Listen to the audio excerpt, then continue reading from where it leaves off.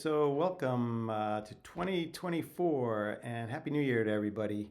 So I haven't put a video out in a while and I wanted to kind of talk about two things. One, how I train for a long summer bike trip. If anyone's watched any of my channel, last year was really my first bike trip. I was on the Great Divide, and I'm going to talk about how I trained for it, and how I'm going to use the same training plan for this one this summer, and also where I'm going to go this summer. So what I did was, I'll try to throw up some pictures. I found this thing called RAGBRAI. I think it's like right across Nebraska or right across Iowa or something. And there's a guy who's a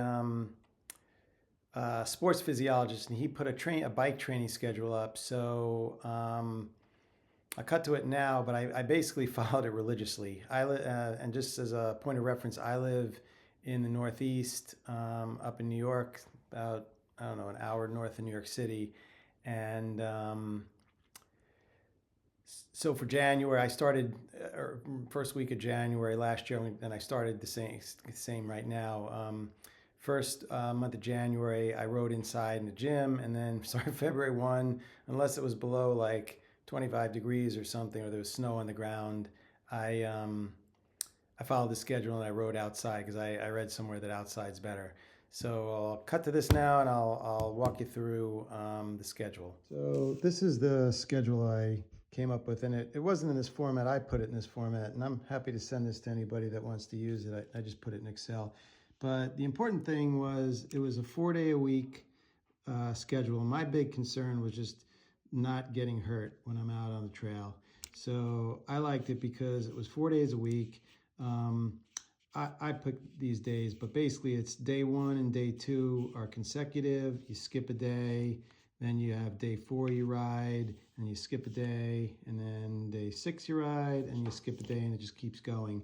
And then what it does is it starts low, so 10 miles, 10 miles, and then here you only ride 3 days a week. And then every time you step your mileage up, so going from 30 to 35, you drop your mileage on one of the other days. So a good example is, I'll just pick going from, let me pick a good one. So going from 100 miles a week to 105. On day 1, you repeat the 20. Day 2, you repeat the 20. So you're never increasing on the consecutive days. So that's for me, Monday and Tuesday. Then you skip a day, and then you have your long day. So that's 40. And then you skip a day and you go back to 20, and then you have recovery days. So there's always a recovery day after the long day, and the 2 consecutive days are the short days.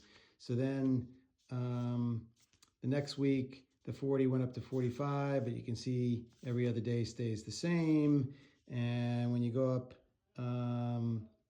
another day, another 5 miles a week, the long day gets longer, but these stay the same, and it kind of keeps cycling through.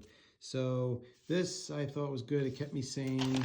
The first month of January, like I said, I rode indoors, so I didn't really count it. But if you go after that, I rode 180 miles in February outside in the Northeast.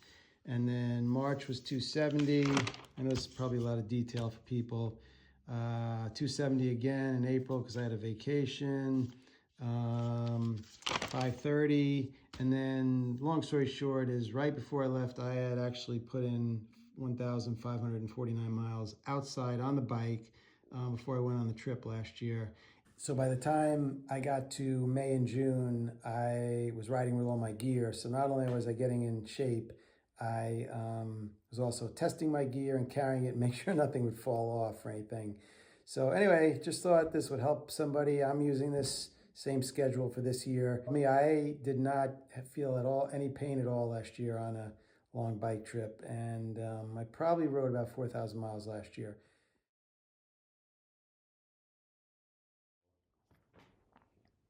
And then the second thing is my plans for the summer. Originally, I was going to just do something local, maybe a ride from New York to Acadia National Park, which I've been to, but it sounded like a nice ride along the East Coast Greenway, or maybe go up through Vermont, New Hampshire, and then over maybe to Nova Scotia. But the other night I was watching some YouTube videos and I found something called the Eurovelo route, which is, I guess, like akin to the ACA's connected routes in Europe. And the two that I'm thinking about doing, one is about, I don't know, about 1,000 miles. It's called Eurovelo 15, and that runs from somewhere up in Scandinavia or Amsterdam, and it runs down south through into like south of Zurich and down towards Milan and into Italy. And the other route is a 3,000-mile route. It's a coast to coast. It starts at the Atlantic Ocean in France and it runs completely across the continent of Europe to Istanbul. I have to negotiate with my wife how much time I can get off. More than likely, I'm only going to probably do a month this year, so I'll either do the 1,000-mile route or part of the other route. So I'll been putting some pictures up. Hopefully you see them, and hopefully more to come on that. And probably won't film any of my training unless it's crazy cold and snowy and I happen to be out. Other than that, just want to get that out there, and hopefully have a good ride this year. Okay, so I did just an impromptu part 3 to this video. Last year on Divide, I trashed my drivetrain.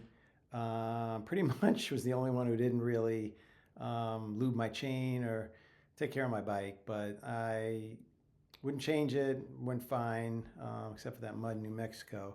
But anyway, part of the thing I'm going to do, I've been investigating and researching this year is new drivetrain. I'm probably going to go electronic and replace the manual brakes, the mechanical brakes with hydraulics. So I have a Salsa Fargo. I really love that bike, and right now I'm looking at a combination of SRAM force shifters and either GX or X01 axis. And I kind of, anyone that's watching any of my videos knows I don't really know much about bikes, so I've been researching it. I may have gotten some of that wrong, but if I get it all together and it works out right over the next month or two, I'll probably try to do a little video about it.